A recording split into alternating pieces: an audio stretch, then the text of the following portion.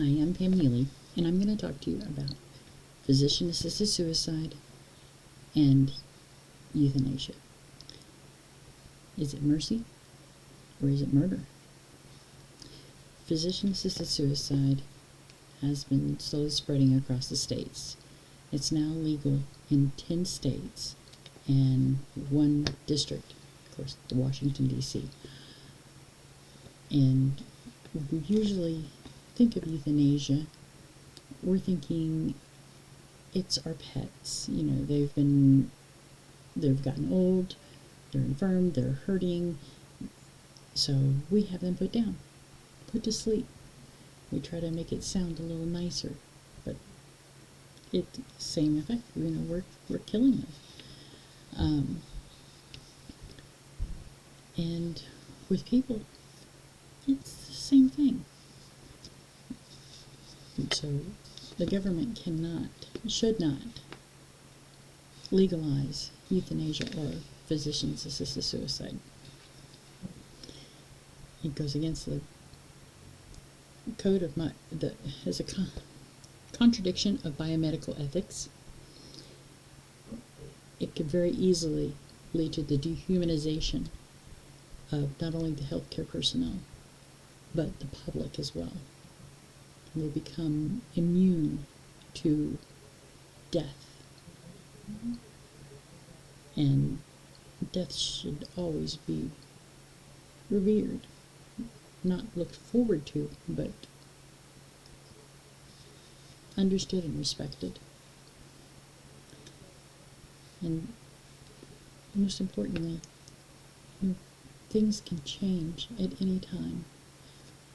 We have made huge advances not only in medicine and in technology, in understanding how the body works. Science, it's teaching us so much. We're making advances in palliative care.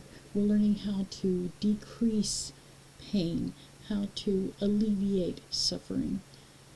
But if we're killing the people that experience it because they don't see the reprieve, then how are we going to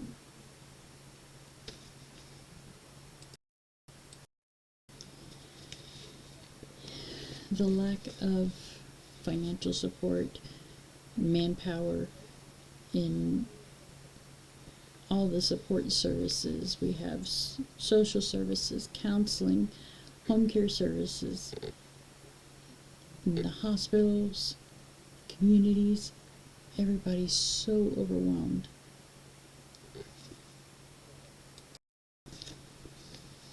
And these people see that. They see the struggle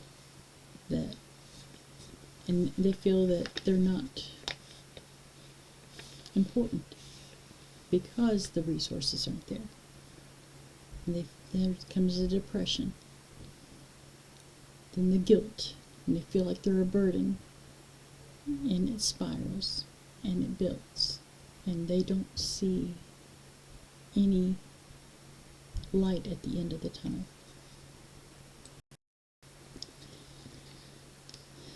Going against the code of biomedical ethics,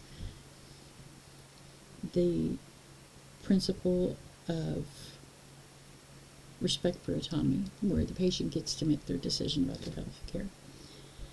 The principle of non-malfeasance, where the physician will not intentionally create a harm or injury to a patient. The principle of beneficence. The physician should take positive steps to prevent and remove harm from the patient.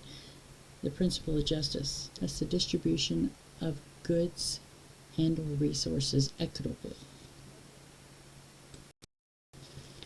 If our government was to legalize euthanasia and physician-assisted suicide on the federal level,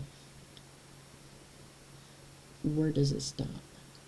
We're going to spiral down it's we're looking at the healthcare is becoming desensitized. Sorry, my timer. The healthcare becoming desensitized to causing death and being more inclined to dispense it freely without less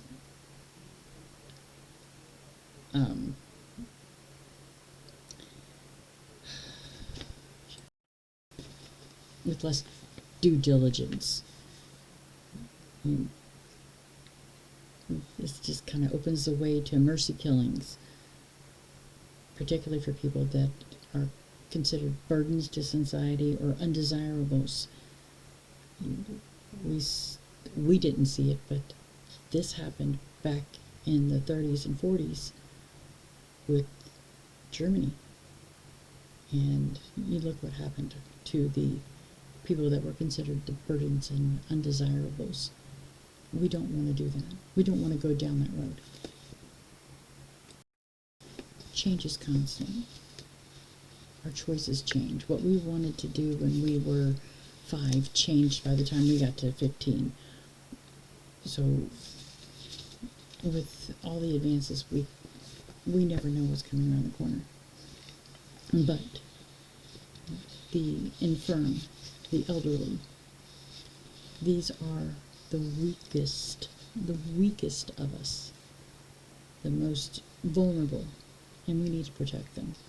We cannot and should not allow our government to legalize euthanasia or physicians-assisted suicide.